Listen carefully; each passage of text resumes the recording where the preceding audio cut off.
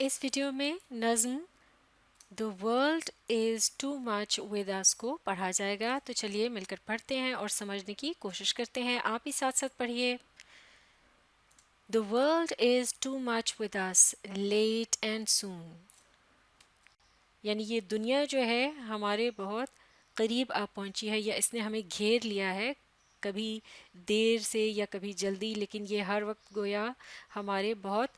قریب قریب رہتی ہے، یا ہم اس میں گھرے رہتے ہیں۔ یعنی ایک طرح سے اس کا اشارہ ہے دنیا کی مصروفیات کی طرف،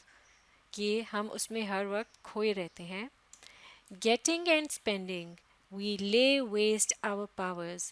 یعنی ہمارا اب مصرف یہی رہ گیا ہے کہ ہم چیزوں کو حاصل کریں یا ہم کچھ کمائیں اور پھر اس کو خرچ کریں، اور اب ہم نے اپنی جو طاقت ہے اس کو ضائع کرنا شروع کر دیا ہے، یا وہ بالکل بیکار پڑی ہے۔ Little we see in nature that is ours, اور اب ہم اس قدر یعنی اپنی زندگیوں میں مصروف ہو گئے ہیں کہ ہم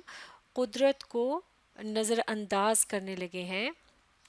یعنی قدرت میں ہمارے لیے جو کچھ بھی موجود ہے، جو ہمارا ہے، اب ہم اسے حاصل کرنے کی کوشش بھی نہیں کرتے۔ We have given our hearts away a sordid boon، یعنی ہم نے گویا اپنے دل ہی بیچ ڈالے ہیں، یعنی یہ جو مصروفیت ہے روزمرہ کی، اس کا ہم نے تبادلہ کر لیا ہے، اپنے دل کے سکون کو بیچ ڈالا ہے اس کے بدلے۔ اور سارڈڈ بون سے مراد ہے کہ ہم نے گھاٹے کا سودا کیا ہے، گویا ہم نے یہ اپنا نقصان کیا ہے۔ سارڈڈ بون، گھاٹے کا سودا۔ This sea that bears her bosom to the moon، یعنی اب وہ سمندر کی تعریف کر رہے ہیں، اور یعنی ایک طرح سے لوگوں کی توجہ اس طرف دلا رہے ہیں کہ کس طرح سے سمندر جو ہے کس قدر خوبصورتی کے ساتھ وہ پھیلا ہوا ہے، اور اس نے خود کو نمایاں کیا ہوا ہے چاند کے سامنے۔ The winds that will be howling at all hours، اور ہوائیں جو ہر وقت ایک شور سا مچا رہی ہوتی ہیں۔ And are up gathered now like sleeping flowers، جو کہ اب ایک جگہ اکٹھی ہو گئی ہیں، بالکل اس طرح سے جیسے کہ ایک پھول جو ہے وہ سو رہا ہوتا ہے اپنی پتیوں کو لپیٹ کے۔ For this for everything we are out of tune، اور اس کے لیے بلکہ ہر سب کچھ کے لیے، یعنی جتنی بھی قدرت کی خوبصورتیاں ارد گرد ہمارے بکھری ہوئی ہیں، اب گویا ہم اس کے ساتھ کوئی ربط نہیں رکھتے، ہمارے پاس وقت نہیں ہے اسے دیکھنے کا یا محسوس کرنے کا، چونکہ ہم اپنی زندگیوں میں بہت زیادہ مصروف ہو گئے ہیں۔ یعنی یہاں مادہ پرستی اور قدرت سے دوری کا گلہ کیا جا رہا ہے۔ اور پھر مزید یہ کہ it moves us not great God I'd rather be a pagan suckled in a creed outworn، اور یہ سب کچھ اب ہم پہ اثر نہیں کرتا، یعنی قدرت کے جو نظارے ہیں، ان کی خوبصورتیاں ہیں، محسوسات ہیں، انہیں ہم محسوس نہیں کرتے، اور پھر گویا کہ اس سب صورتحال سے تنگ آ کے ایک التجا کی جا رہی ہے، اور خدا کو مخاطب کر کے کہا یہ جا رہا ہے، یہ خواہش کا اظہار کیا جا رہا ہے کہ کاش میں ایک اس زمانے کا شخص ہوتا کہ جب بتوں کی پوجا، پیگن کہتے ہیں جو بتوں کو پوجتے ہیں، بتوں کی پوجا وغیرہ کی جاتی تھی، اس دور کا انسان ہوتا، جیسے کہ گریک مائتھولوجی میں بہت سارے گاڈز وغیرہ بھی ہوتے تھے کہ جن کو، یا دیوتا جو کہ ہر موسم کے لحاظ سے اور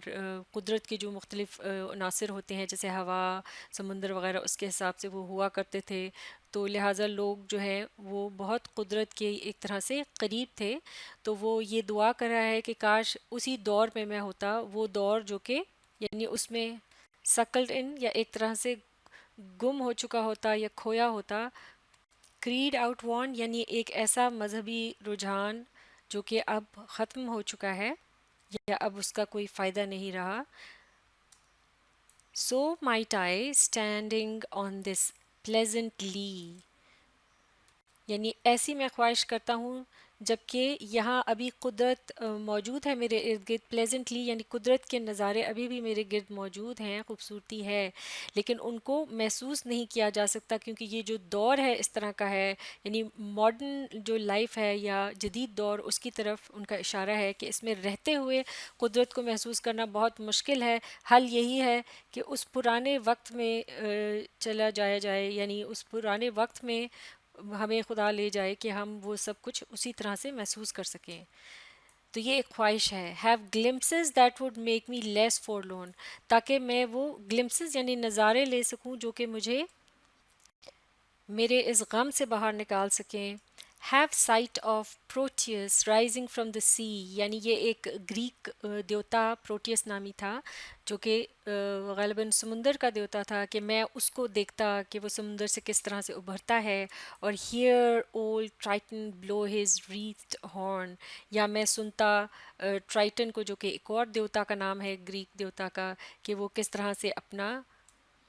ایک بگل سا جو بجاتا تھا، جو اس کے پاس ہوتا تھا ہاتھ میں ایک سینگ کی طرح سے جس کو وہ بجایا کرتا تھا، اس میں سے آواز نکلتی تھی، تو اس کا میں نظارہ دیکھتا، اس کو بجاتے ہوئے دیکھتا۔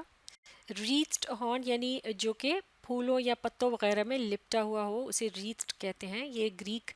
جو ثقافت تھی اس کے اندر اس کا بہت استعمال کیا جاتا تھا۔ تو اس نظم میں جو لٹریری ٹیکنیک استعمال کی گئی ہیں، یعنی ادبی تکنیک جو استعمال کی گئی ہیں نظم کو دلچسپ بنانے کے لیے، اس میں سے ایک ہے پرسونیفیکیشن۔ اس سے مراد ہوتی ہے کسی بے جان چیز کو جب آپ ایک جاندار والی کوئی کوالٹی دیتے ہیں، مثال کے طور پہ sea that bares her bosom to the moon, یعنی سمندر جو ہے اپنا سینہ جو ہے اس نے چاند کی طرف گویا نمایاں کیا ہوا تھا، اور اس طرح سے ونڈز دیٹ ول بی ہاؤلنگ، یعنی آوازیں ہوائیں جو ہیں وہ شور مچا رہی تھی۔ ہاؤل کرنا کہتے ہیں جیسے جانوروں کی جو آواز ہوتی ہے، گیدڑوں یا کتے وغیرہ جو آوازیں نکالتے ہیں، تو لہٰذا یہ جو جاندار کی خصلت ہے وہ بے جان کو دی گئی ہے۔ اسی طرح سے سلیپنگ فلاورز یعنی پھول جو کہ سو رہے ہوں، گو کہ یہ جو ہے یہ خصلت بھی جو ہے جاندار کی ہوتی ہے، تو اسے پرسونیفیکیشن کہتے ہیں۔ اس کے علاوہ الوژن کا استعمال کیا گیا ہے۔ الوژن سے مراد ہے جب آپ کسی پرانے واقعے، قصے یا کہانی کی طرف اشارہ کرتے ہیں،